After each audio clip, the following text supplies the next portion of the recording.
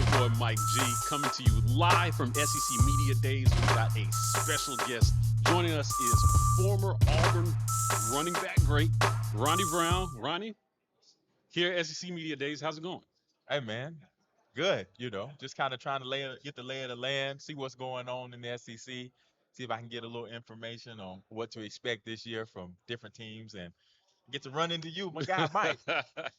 Listen, update our listeners on what's been going on with you since you left football. You had a pretty good pro career, found some success at that level, and now you're into broadcasting and broadcast journalism. Tell us about what you're doing. Yeah, man. So just trying to do a little bit of everything. When I transitioned out of the NFL, I transitioned to a career in corporate America, working in finance, and so working as a financial advisor here in Atlanta, but doing the media stuff as well, doing some sideline radio with Auburn. So just trying to stay active.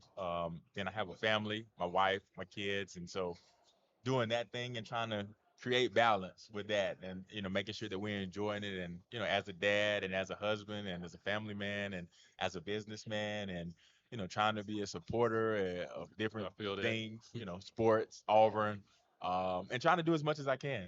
Well, let's go back for a second. You were part of what our listeners believe, well, I believe, was the greatest Auburn team of all time. Now, I'm I like biased. that. I'm biased. There's an argument between '04 and 2010. I'm like 2010 was Cam, '04 was you, Caddy, Travis Williams, Jason Campbell, Carlos Rogers, four first rounders. And you came in and what a lot of people thought was going to be a backup role that year. And then you got taken second in the draft ahead of Caddy, man. Can you talk to us a little bit about what it's like?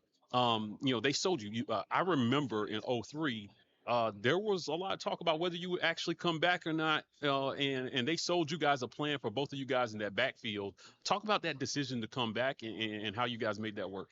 Yeah, so the beauty of it was, I redshirted my first year, sharing the backfield with Rudy Johnson. Hmm. And so it gave me the opportunity to get bigger, faster, stronger. And so now, as you look at it, a lot of these young guys don't want a red shirt. I'm like, hey, man, you may be able to, take advantage and maximize that. I know, obviously, we're living in a world of right now, Hmm. but, for me, it was beneficial. And then so taking advantage of that redshirt year, I'd already graduated coming into the '04 season. And so that was a part of my decision making. It was, I don't really have any classes, I had a few independent studies. And so there wasn't the element of really having a tall task with school, Right.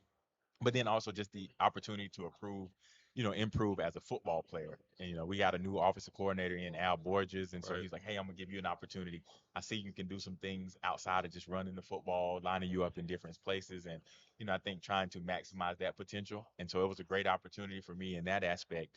And so, I was like, all right, what do I have to lose? And so I came back, everything worked out. I had an opportunity, like I said, to play some different positions, showcase some different talents, and it paid off at the end of the day. And so, that was a huge part of it. We had a really great team, like as you mentioned, that year we had four guys get drafted in the first round, but it was a very talented football team, and everyone understood their roles, accepted their roles, and played them to the best of their abilities. And so that was the beautiful part about that '04 team is we held each other accountable, we challenged each other, we supported each other. Well, you said something important about redshirting. Star players these days don't want a redshirt.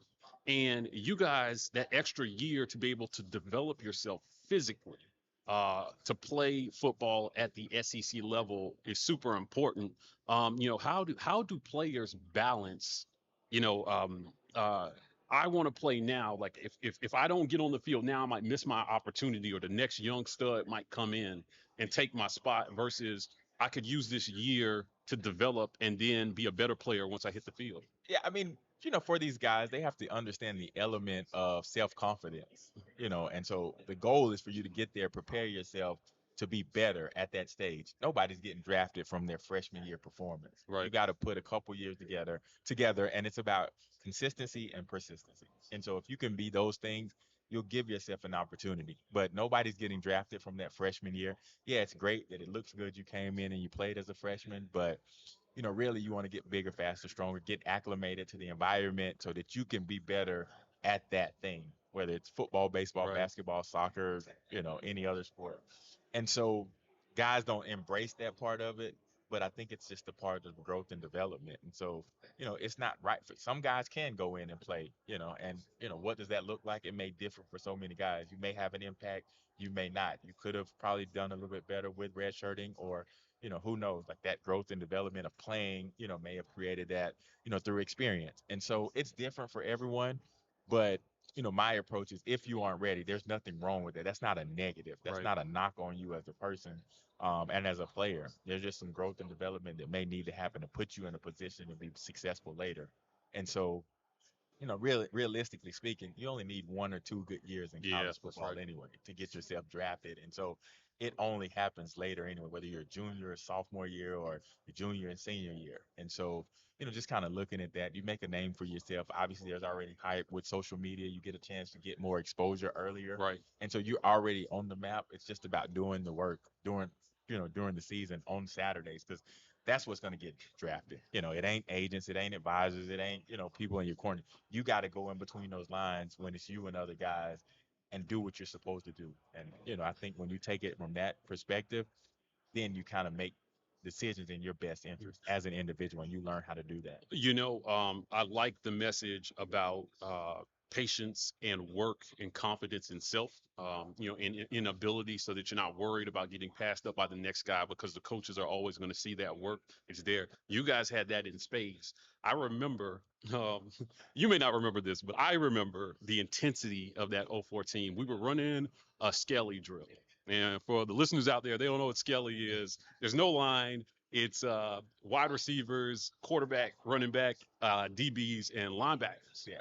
And it was no contact. This was Petrino's years, '02.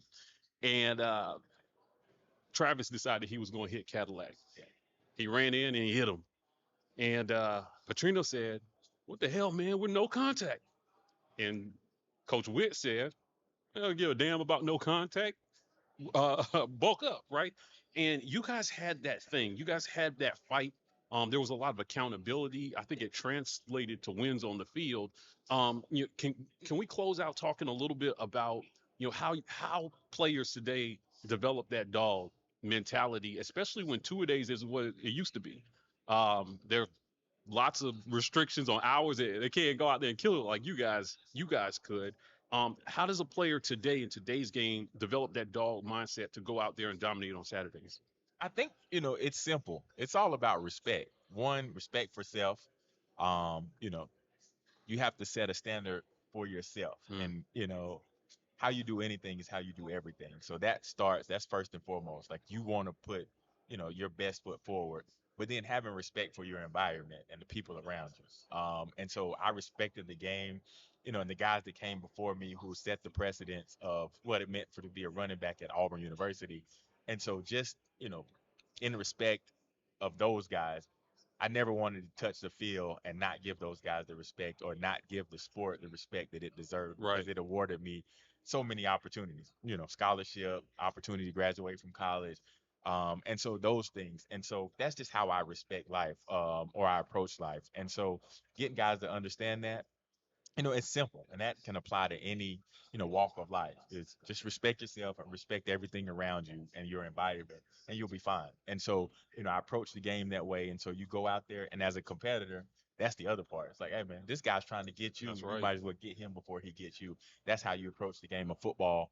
Um, as a competitor and in life, you just want to be your best, and so you want to have those results, whatever success is to you, how you define it as an individual. But the only way to get to that is, through hard work, consistency, and persistency, and respecting, yourself, setting a standard for yourself. I have a 9-year-old and 6-year-old.